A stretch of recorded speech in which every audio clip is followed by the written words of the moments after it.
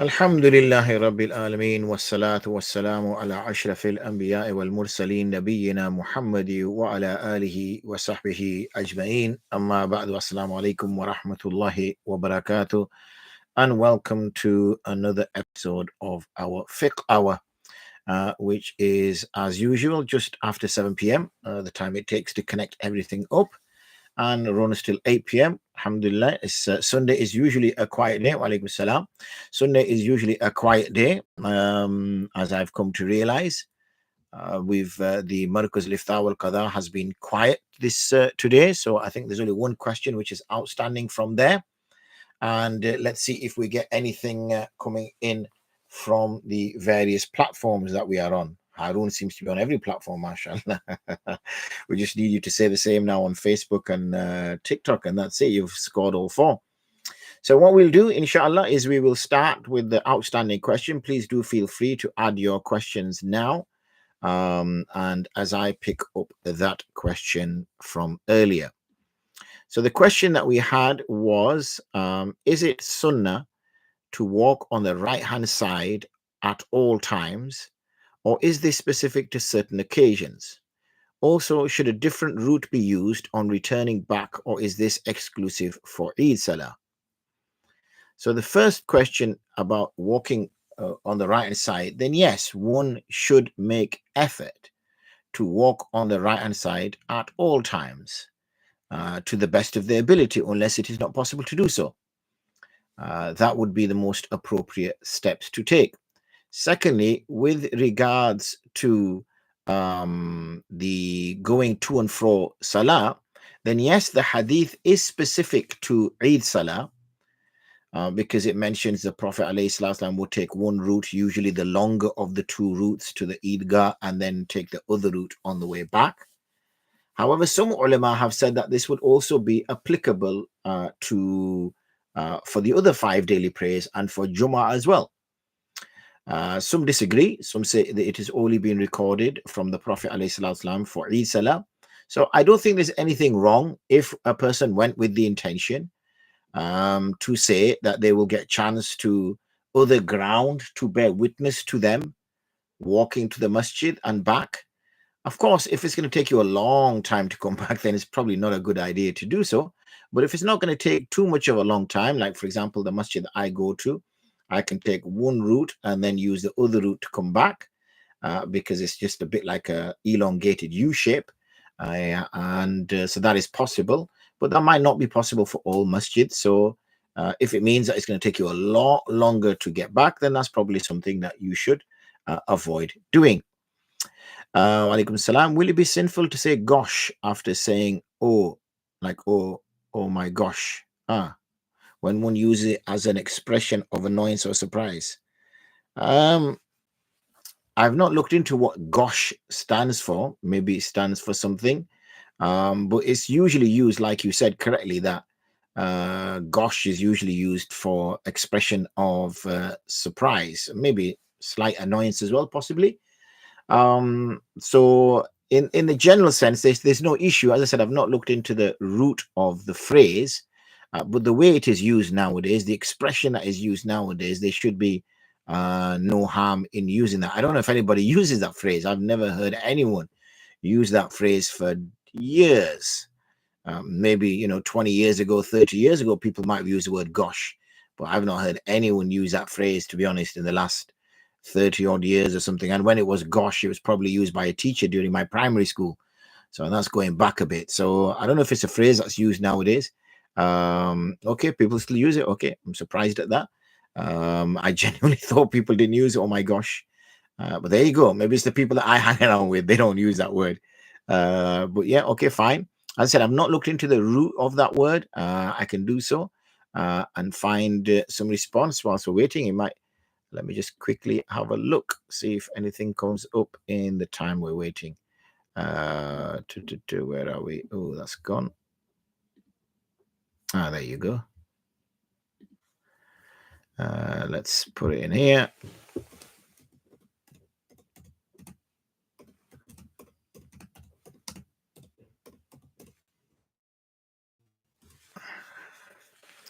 Oh, there you go. The phrase probably has its origin in John the 1 of the Bible, in the beginning was the Word, and the Word was God. Okay, so I don't think it's that. Is gosh a British word? There you go. Gosh in British English, euphemistic for God, as in by gosh. So it can be, it's used in that way. What is the origin of the word gosh? Where did golly, gosh, and gee come from? Well, this folksy trio are informal interjections. There are also euphemistic alterations of the word God, or in the case of Jesus. So gosh is being referred to as a word that probably replaced oh my God. So if obviously now that we know its meaning, now there will be an issue if you use it, because before, if you don't know its meaning as such, you're just using it as a phrase, then so it's just a replacement of the word for God, basically. Okay, so again, a person can probably better off using oh my God rather than oh my gosh. Well, like I said, I've not heard that word or that phrase used since I was at primary school, to be honest, by a teacher. Haven't heard it used since. So, but as Bradford is definitely not using it. There you go. Thank you, MFJS. Goodness me, what kind of name is that? MFJSIZLC, right?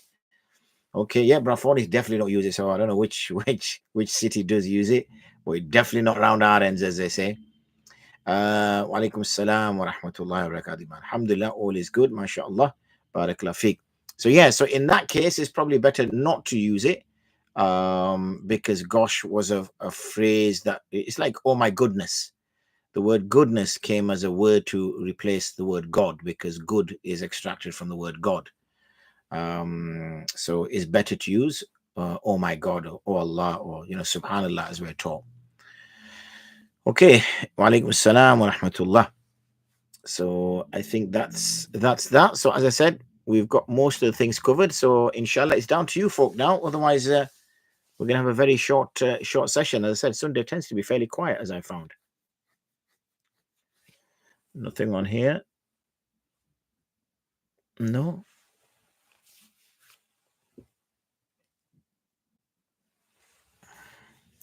When Imam Mahdi will come to there, so there will be a Khalifa system, or he'll establish after coming. There's no report that there will be a Khalifa system, more that he will most likely bring about its re-establishment rather than it already existing, and then he kind of takes over the reins. So that's our understanding. That's how it will be, and that's the sort of power base. Obviously, there'll be some kind of power structure. We know that because people only exist when there's a power structure, but that it won't be the structure that we have, for example, as we understand it from the Khulafa, as we did in days gone by. You mentioned Mufti Taqi Usmani's translation of the Quran. Anything in English? That is in English. Okay, Mufti Taqi Usmani Sahib's Quran translation is in English. I'm sure he's probably done one in Urdu as well, but it's in English, so it's available to you in English. When I'm fasting, my gums always bleed. I know if one tastes blood and swallows the saliva, the fast is broken. So whenever I taste blood, I spit the saliva out. But this can happen multiple times. Is there any leeway? Not really. If your gums bleed when you're fasting, then you do have a problem, because gums don't bleed when a person is fasting. You may have gum disease and you're not visiting a dentist often enough. And maybe due to, as I said, I don't understand why when someone is fasting, their gums would bleed.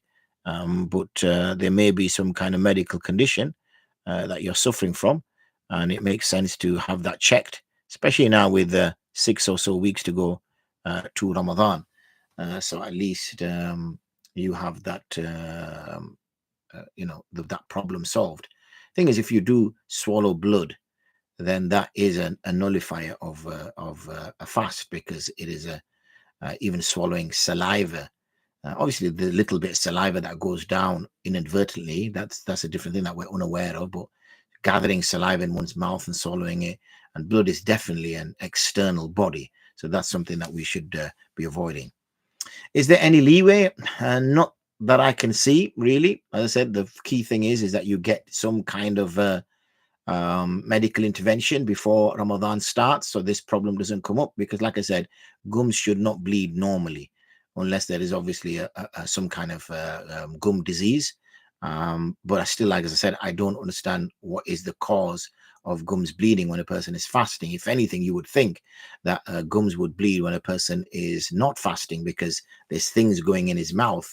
So that's going to irritate the gums, or potentially hurt the gums when he's chewing, or the teeth are getting ground. Maybe he's grinding his teeth when he's fasting. So, the best thing to do is see visit the dentist and ask them what the issue is.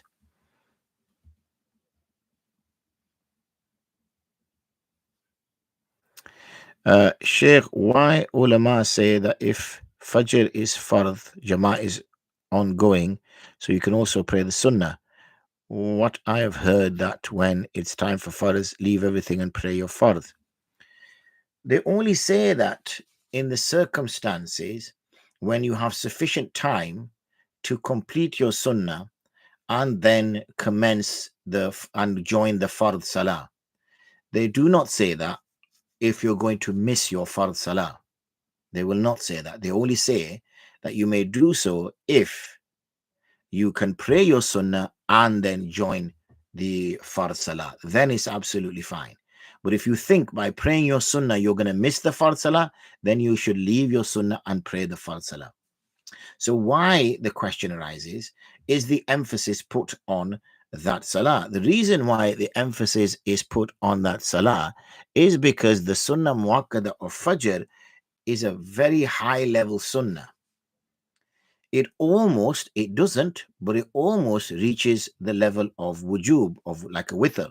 It reaches that level because of the emphasis the Prophet ﷺ places upon it repeatedly.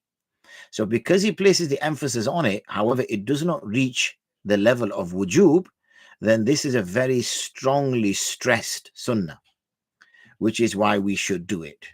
And only in extreme circumstances, meaning the circumstances which a person is going to miss his fard, is not allowed to do it. But other than that, he is allowed to do it. Sheikh, will eating break the wudu? Will eating break wudu? No, why should eating break wudu? Yeah, eating is not a nullifier of wudu. Eating is obviously you're eating in salah. That will nullify your salah, but it doesn't nullify your wudu. So I'm not sure what you're referring to here. If it's something stuck in our teeth and it comes out while praying, so will the food will be haram for me or anything? After take takbir of namaz is haram. Yeah, obviously you cannot eat when you are praying. Everything becomes haram. So you cannot eat when you're praying. If there's something stuck in your teeth, then it depends the sort of size of it. But the best thing to do is if something, first of all, you should not be praying salah.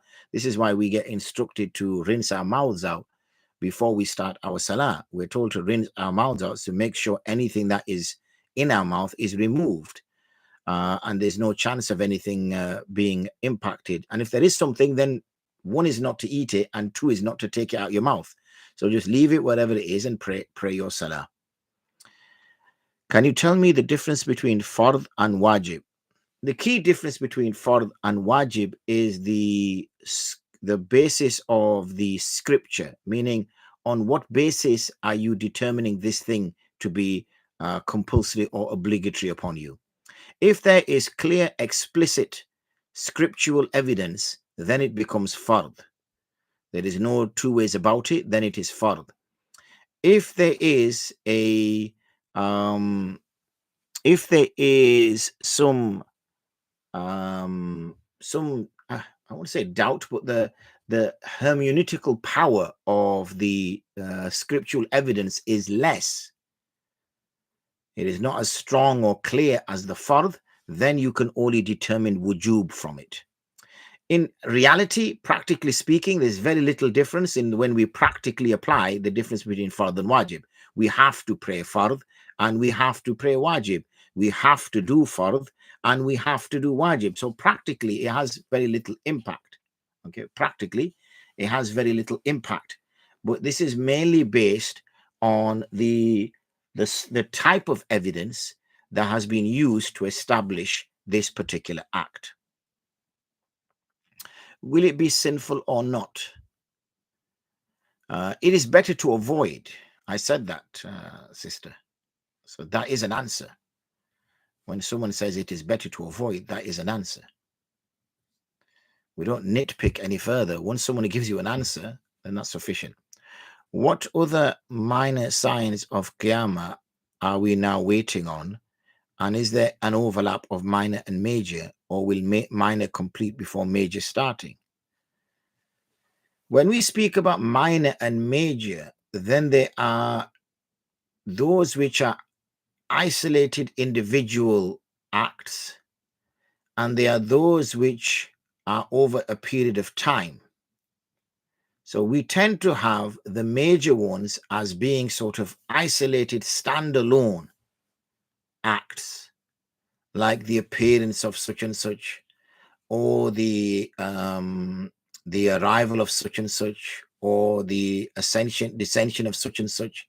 So because we have these specific lines in the sand, these are usually called the major. But we also have those which are leading up to the major, which are over a period of time. So, for example, the competing of people in tall buildings, that usually takes place over a period of time. It's not like a one-off single event. So there are still people to this day competing with one another in how tall their buildings will be. So that wasn't just an isolated event. But the arrival of Imam Mahdi is an isolated event. The arrival of the Dajjal is an isolated event.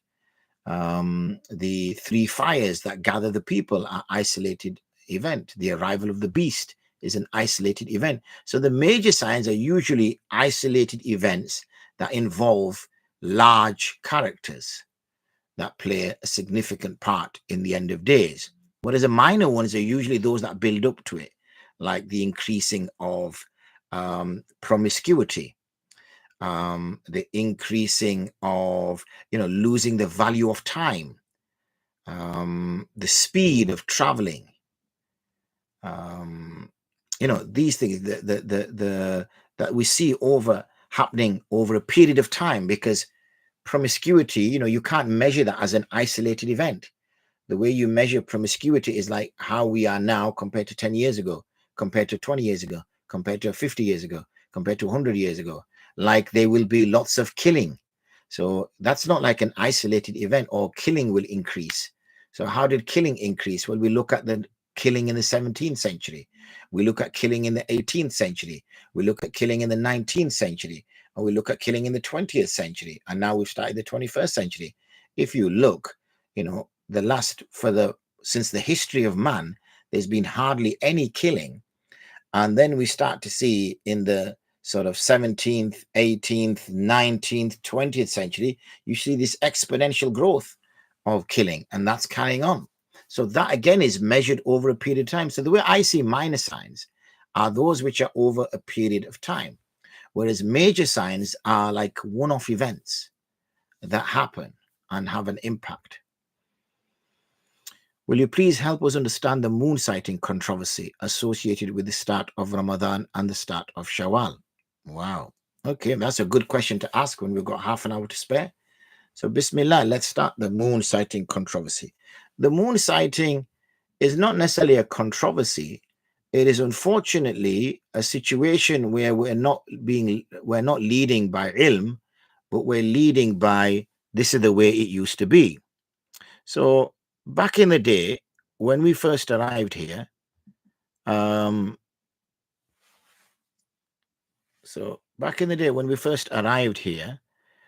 ulama raised the question with the ulama of Hind in particular, and they did their own tahqiq, they did their own research in order to determine how they should start the new moon and the new month.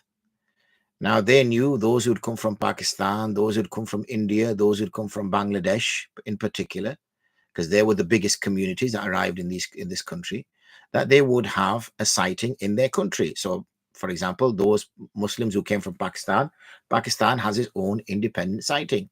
Those people who came from India, India has its own independent sighting. Those who came from Bangladesh, Bangladesh had their own independent sighting. So it was assumed then let's the UK have its own independent sighting. Only problem with UK compared to those countries is one is our latitude. We're so far high up north. And secondly, because of the fact that we're an island, we suffer lots of cloudy days, or more importantly, cloudy nights. So whether there was enough research done or not, or whether it was deemed that it's not really easy to do this, a decision was made that we need to borrow news from a foreign country, because it just seems so difficult to do that here in the UK. So what was the foreign country they decided? They decided the foreign country would be the nearest Muslim country.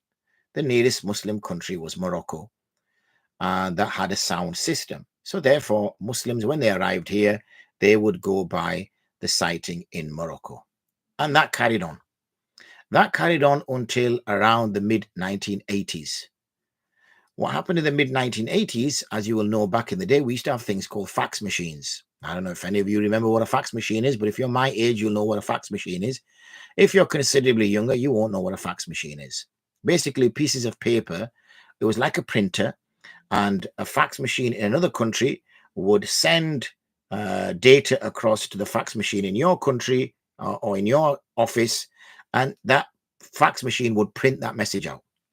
And when it would print that message out, that's how we used to get information from Morocco. And that's how people would declare it. Now, the only issue with it is that it used to be very, very late because communication methods were slow. There was no such thing as email. Well, there was such thing as email, but it wasn't widespread used. There was no internet.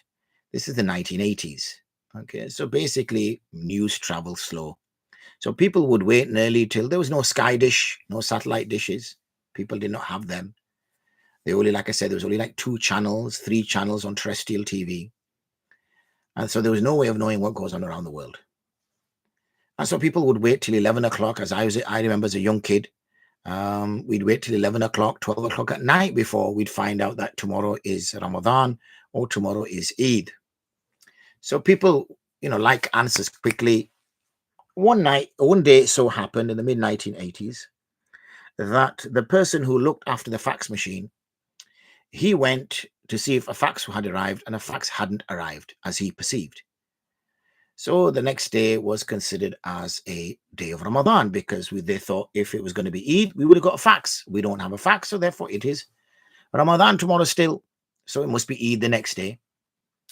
So he goes back home, everybody makes suhoor, and they go to sleep after praying Fajr, and then they get up the next day. Obviously, he goes back into the office sometime in the afternoon, and he looks and he finds that there's a piece of paper that's fallen out of the fax machine onto the floor, which actually states that it is Eid.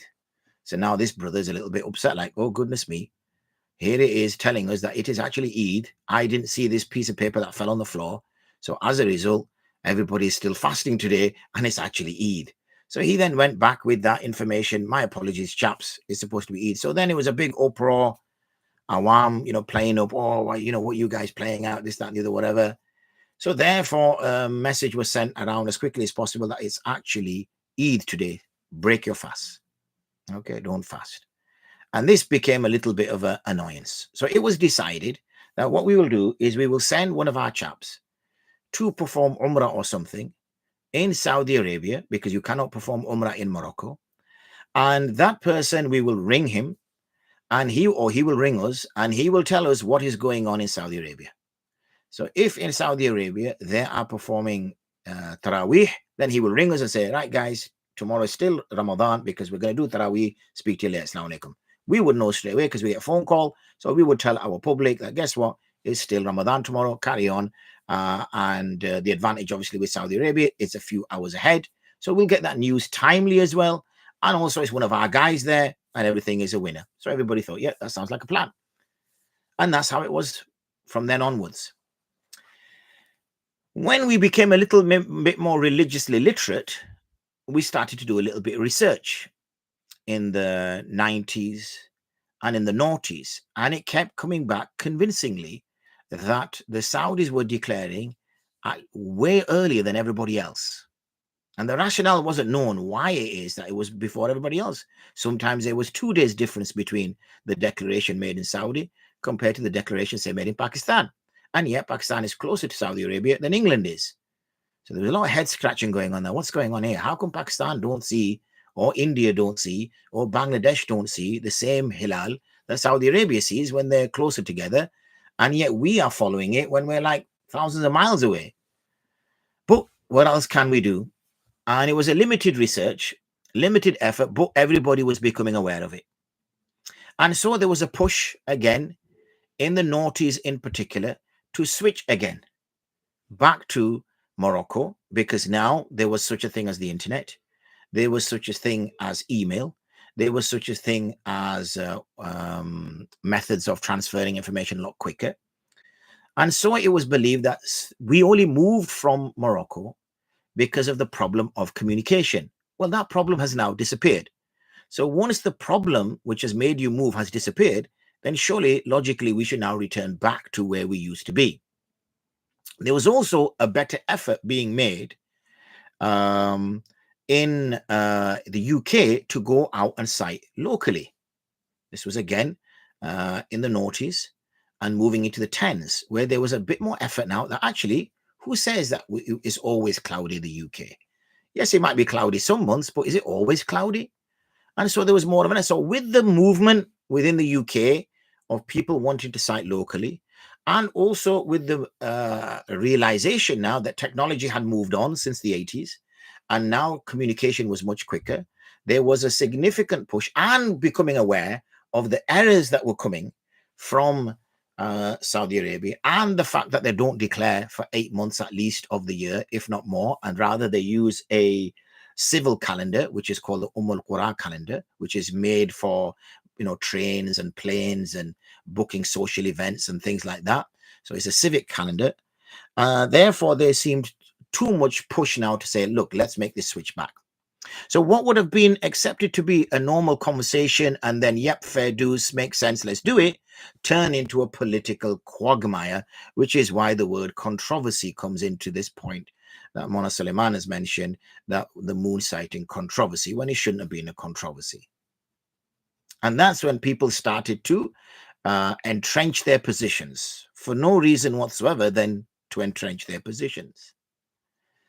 And so we started to see groups forming now, where there was a view that, look, let's move back to what we used to be upon when we first arrived on these shores, and a group that was entrenched saying, no, there's nothing wrong with where we are right now, so we're going to stick to that.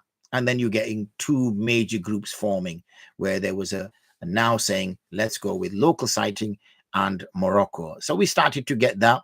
And obviously, we have an organization now that I am part of as well, in fact, where we'll do local sighting, and the absence of local sighting, then it will be on the sighting we get from Morocco or any of the other partners that we have. This carried on for some time, and then there are other groups that formed which said, actually, we can do local sighting only. We don't need to use the sighting that is available to us from Morocco at all. And it might be that this is the way that we bring everybody together, that we say, let's go with local only.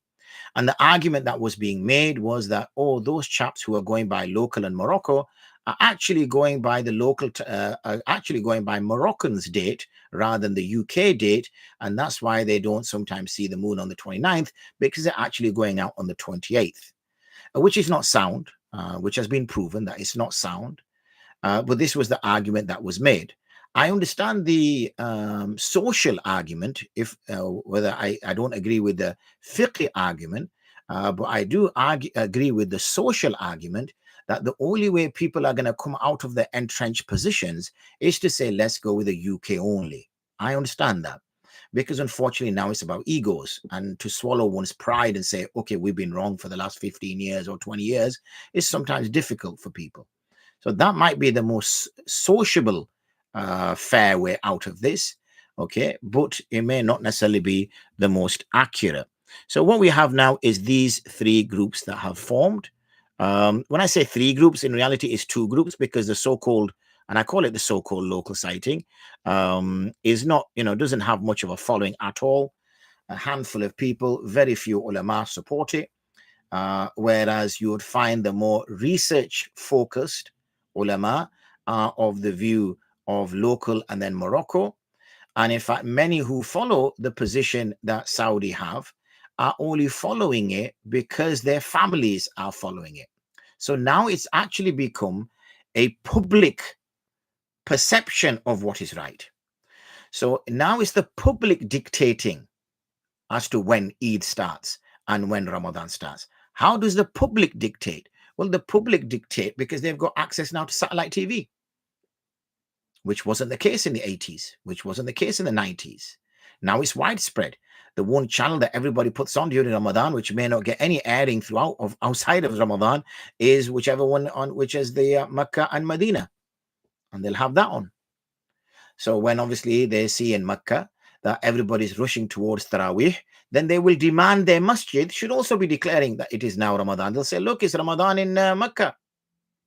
And it's more a romanticized view that, oh, this is the Haramain. So if this is the Haramain, then this is the center of Islam. And if this is the center of Islam, then we must be unified under this. And therefore we should also go. But that's never the case. Because this was never done in the time of the Prophet ﷺ. Each area, whether it was Sham, Medina, Mecca, had its own sighting. It wasn't that one had to follow the other, because sighting has got nothing to do with the Ummah. So, no, that's miscorrect. Let me repeat that. That one sighting is not necessarily the case for the whole Ummah. Okay.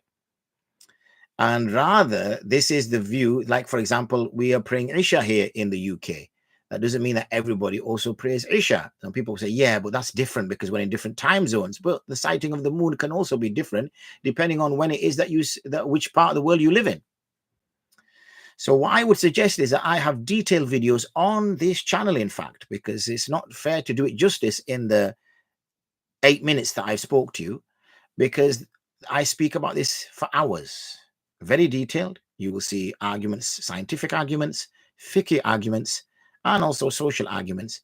And there's also a 50, 60 page detailed fatwa written on this, again, which you will be able to find on the Olive Foundation channel, Telegram channel.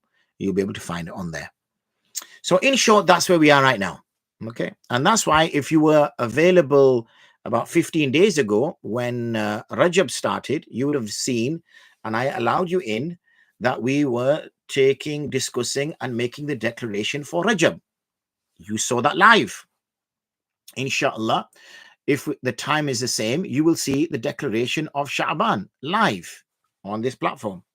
So you will see that there's no lack of transparency. There's no hidden doors or secret meetings or whatever.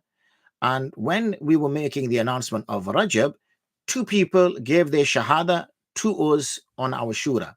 And it was cited in one area in Scotland. And this one area in Scotland it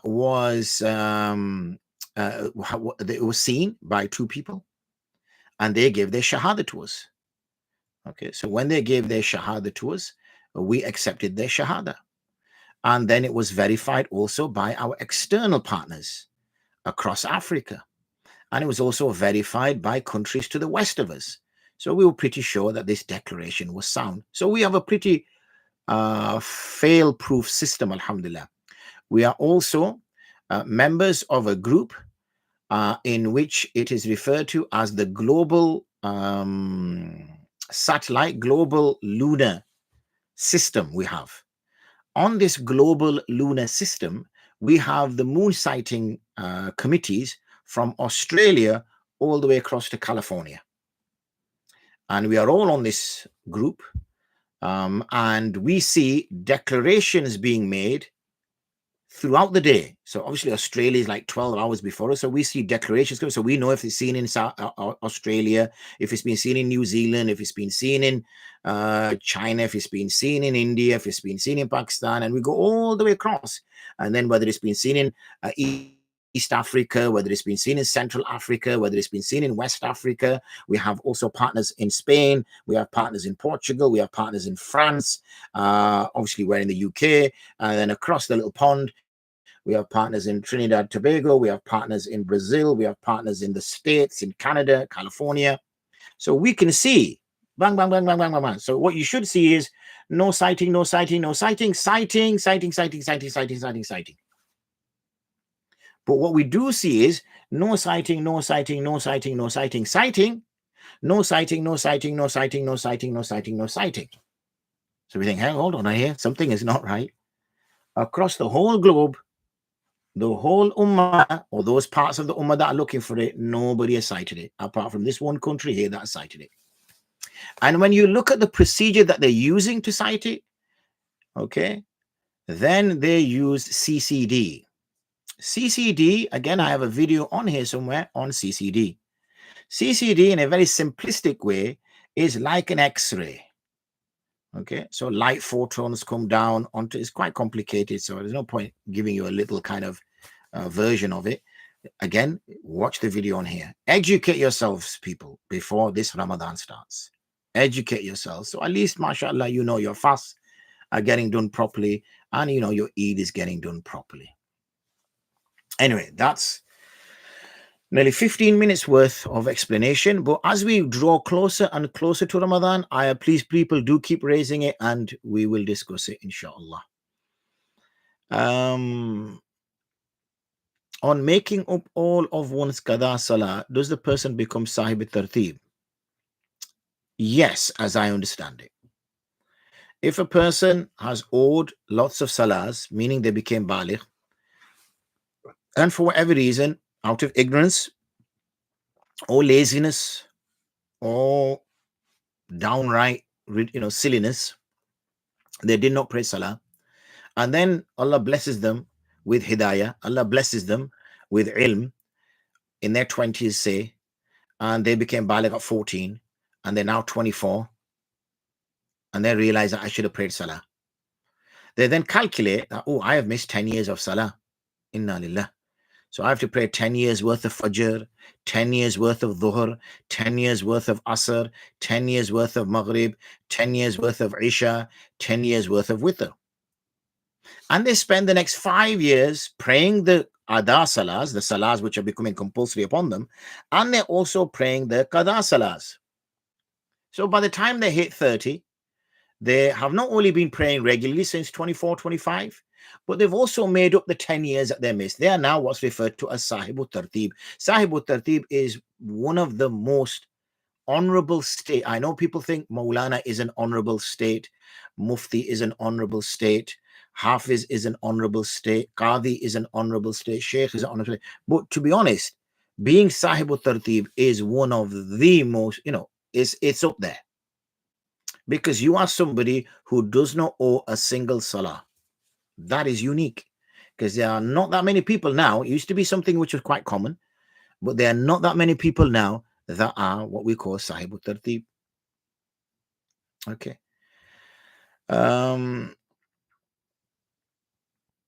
It's very interesting hearing all of this. Never realized there was this much nuance. Oh, Iman.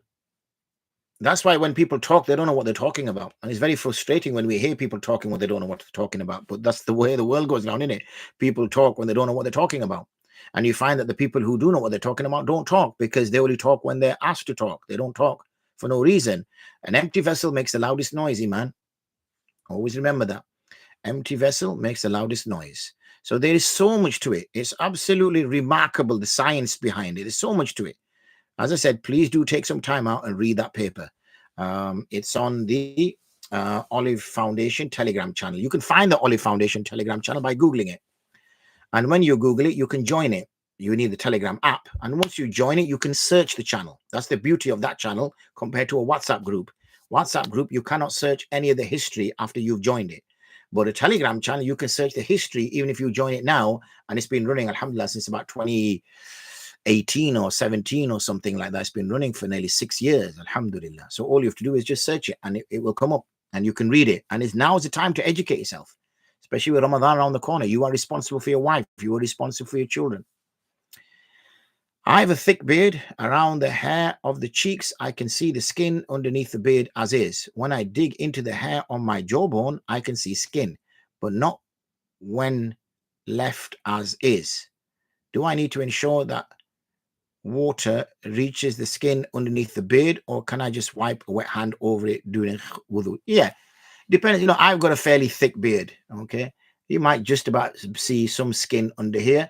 It's very difficult to see the skin over here. But what you can do is when you do pour water over your face, is to rub your face and, let your fingers come through the beard so you're getting some wetness to it. And as long as you do the khilal of the beard with a palm of water, then that's fine. Because remember, the washing is only that of the beard, which is within the circumference of your face. Okay? So, because the wajh is the only bit that needs to be washed. So anything which is outside the circumference of your face is not face. Okay, so this is not face. Anything which is within the circumference of the face is face. So you've got to try your best to wash that, and that's about it. Anything which is outside of that is not face, so khilal is sufficient for that. The washing is just of the face, and you try your best. Jazakumullah khairan, barakallahu feek. What about if one makes up? We'll come back to that because I know a question came up on here and I didn't want to miss that. Let me send that.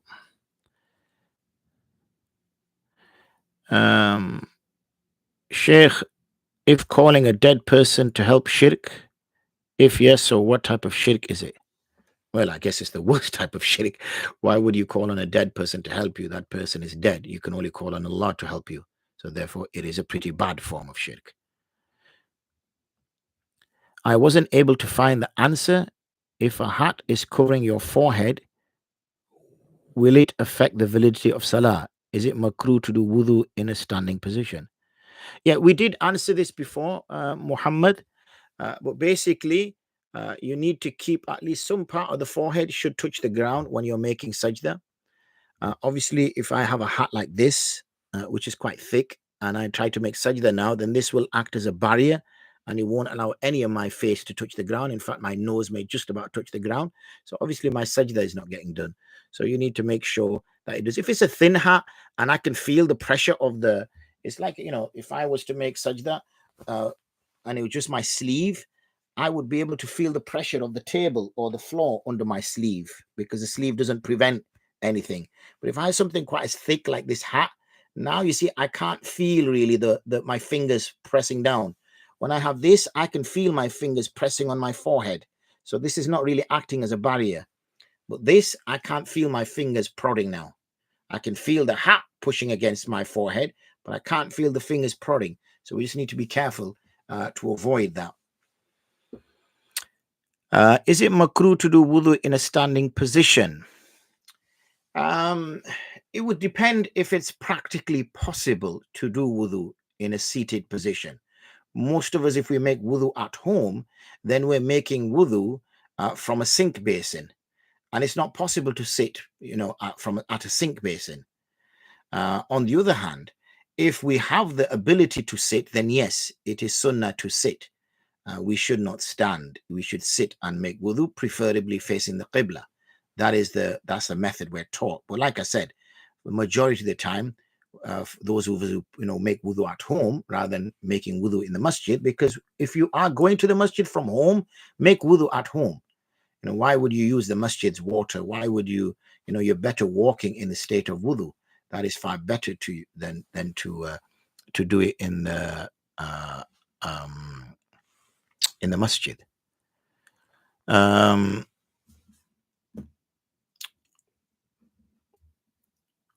What about if one makes up their qada salat to their best, but they cannot be 100% if fully done, even after praying extra qada salat? In this case, will they still become Sahib-e-Tartib?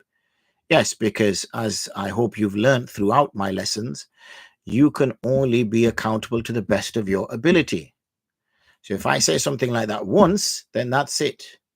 That goes down fixed. We have a problem in our learning then if I have to repeat myself. Okay, so if I've said already that we are only, I literally just said it 10 minutes earlier, that we're only held account, I think I was mentioning it with regards to the thick beard, that we're only held accountable to the best of our ability. How can we be held accountable to what is beyond our ability? That would be an unjust God. That would be an unjust, and Allah is not unjust.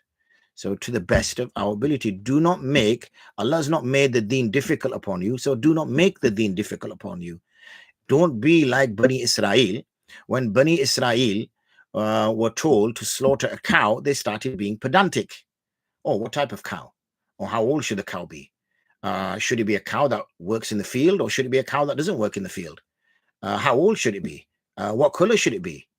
You see, because then the Sharia becomes more and more pedantic. And now, if the answer is given to you, again, a person approached the Prophet ﷺ, and when he was told about Hajj, and he said, "Oh, how often should we go for Hajj? Every year?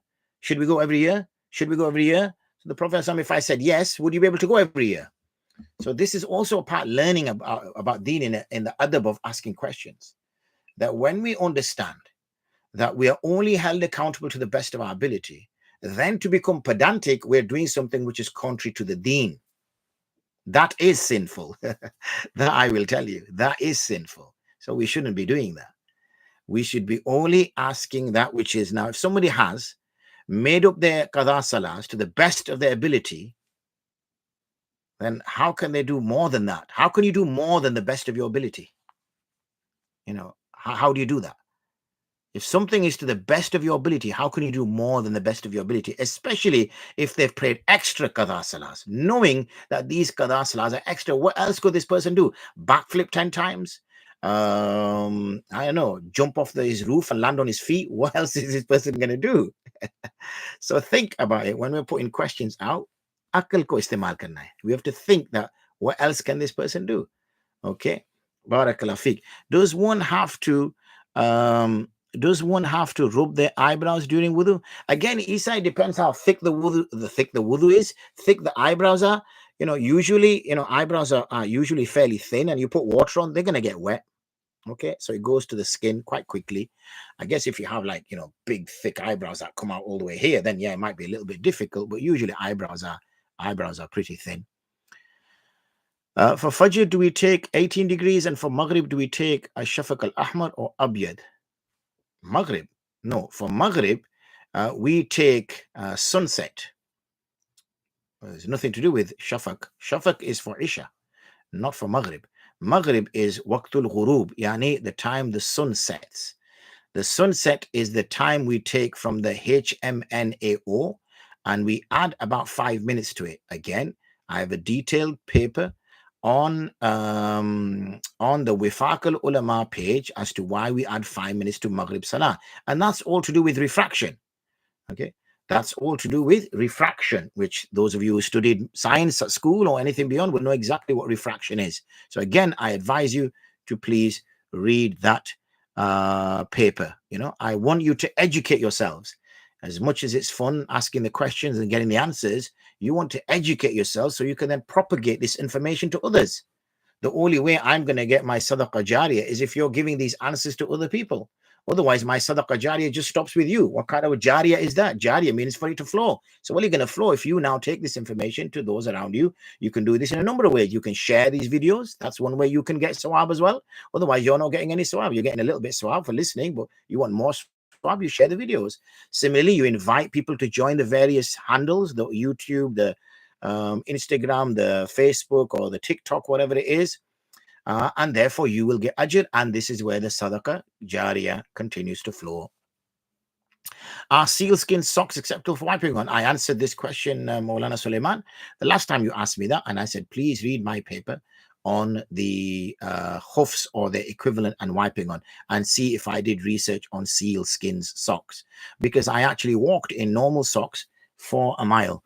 And I walked in seals or the different types, I don't know which socks, for a mile to show whether they meet the criteria of wiping on. If a carpet is najis and only I know, but it is not in the knowledge of person B praying on it, should I tell him?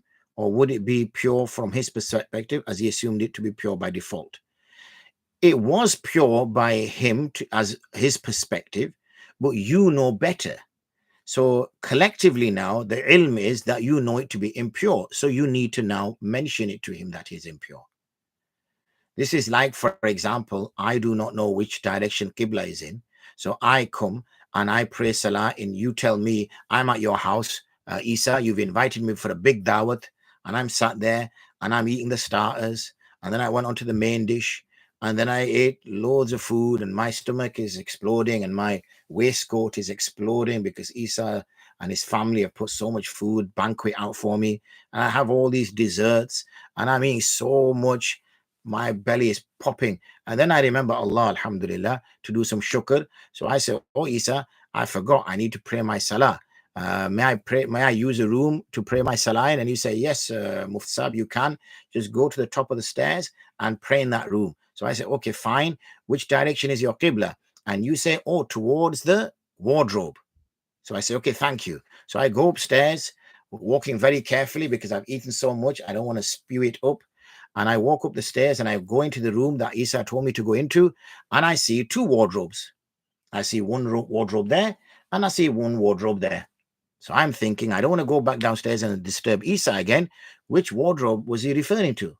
Khair, this looks more like a wardrobe than that looks like a wardrobe. So I'm going to pray here. So I make my niyyah and Allahu Akbar. And I start my salah. Isa, just to make sure that I'm okay and I've not exploded on the way up the stairs, he decides to come upstairs to make sure that I've made it to the room in one piece. And when he walks into the room, he notices that I'm actually making my qibla towards the wrong direction. It's to the other wardrobe, and he meant this wardrobe. So he says, oh, Mufti Sahib, wrong wardrobe. It's this wardrobe. Now, should he have stayed quiet? Should he have let me pray in the wrong direction, even though he walked into the room? No, he should direct me and say this way. Like, for example, if he says, oh, I think Salah time has started, so I go to a different town, and when I go to a different town, I ask, oh, has Salah time started? Yes, it has, and I go and start my Salah. Or I assume Salah time has started. Let's just say I'm going my Bradford time, and I've gone to Scotland, and I'm in some far top of Scotland, and I'm about to pray my Salah, thinking that Salah has started, Asr time has started, going by Bradford time. And the brothers whose house I'm at walks in and he's now thinking, what's Mufti Sahib praying Asr for? Asr time hasn't started yet. So now should he stay quiet? Because according to my understanding, Asr time has started. Or should he interject? He should interject. He should say, no, Asr time hasn't started yet. So I break my salah and say, oh, my apologies, didn't know. And that's it. So that's how it works. Isha. Yeah, Isha, we go with Abyad. Okay. That is what we go by for 18 degrees. And you will see if you have downloaded the app. I thought Isa was inviting me for Dawat then, but he's not. So if you go by our app, Maulana Suleiman, the Wifaqul Ulama app, you will see that when you go to settings, I think it's in the top right-hand corner on an Apple device, it is anyway, and you go for Isha, you will see a full bahas and discussion as to what we use. If a prayer mat has Najaset at the bottom but not at the top, the Najaset signs are not sensible at the top. Will Salah be valid here? Yeah, there's no such thing as a prayer mat as such in the sense of the word that one has to pray on a prayer mat. This has only become about because back in the day in our lands, we didn't have carpet. So when we, the villages that we came from or our families came from, it was hard ground. It was concrete ground or soil. So in order not to get our face dirty by going into sajda, the prayer mat concept came in.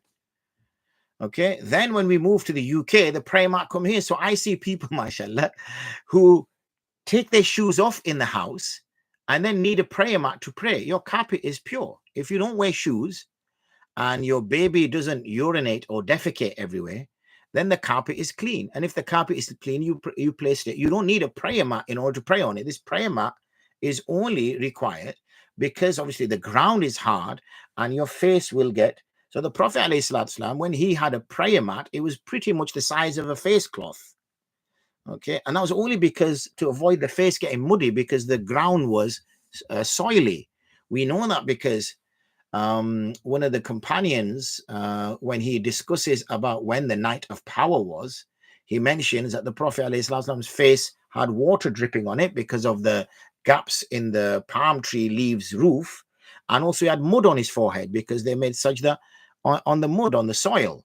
There was no carpet in the time of the Prophet ﷺ in Masjid Nabwi. There was no concrete. It was just normal ground. So that's how the concept of prayer mats came in. Nowadays, you see people, even when they're praying in their houses, are using prayer mats. The only reason they put a prayer mat for the imam is more out of honoring the station of the imam. Not that imam needs it. That's why you notice in the masjid, there's no prayer mats. We just pray directly on the carpet. So as long as your house is as clean as a masjid is, meaning that you don't wear shoes in the house, you obviously don't have animals, your children are kind of, toilet trained, for want of a better phrase, so they're not, dropping anything anywhere, then your carpet is clean. You don't need a prayer mat.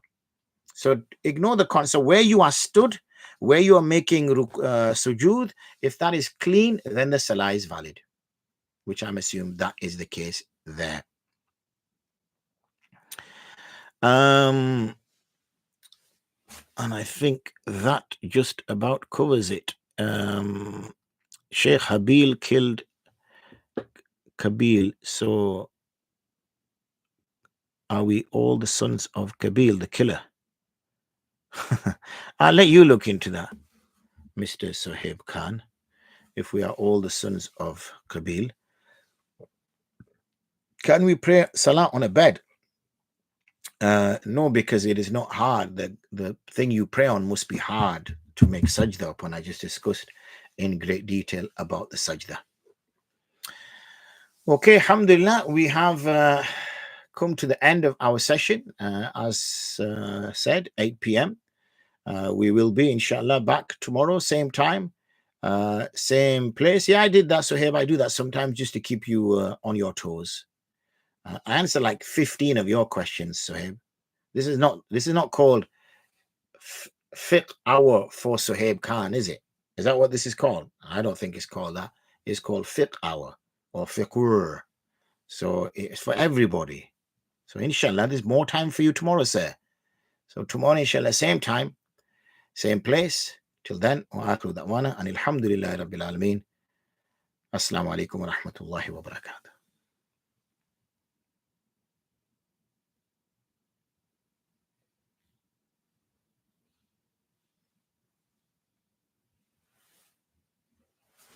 Wa alaikum assalam, Suhaib. You have a good evening, inshallah.